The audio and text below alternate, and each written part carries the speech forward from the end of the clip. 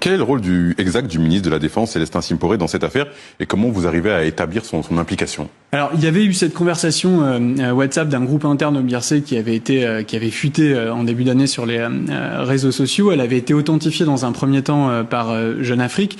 Nous, on avait aussi réussi à l'authentifier de notre côté dans le sens où on avait retrouvé les éléments de langage de cette conversation ensuite sur des comptes du BIRC sur les réseaux sociaux. En gros, c'était une campagne de désinformation.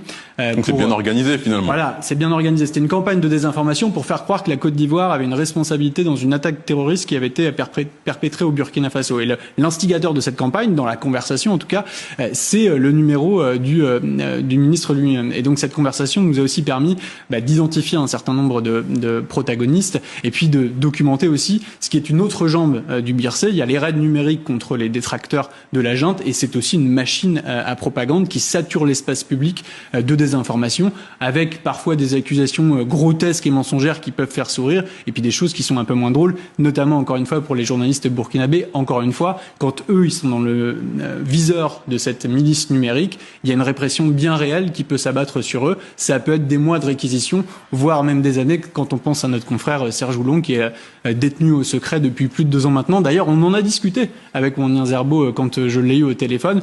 Il se félicite, lui, pour sa part, que ce journaliste soit détenu au secret. Il n'y voit absolument aucun problème. Donc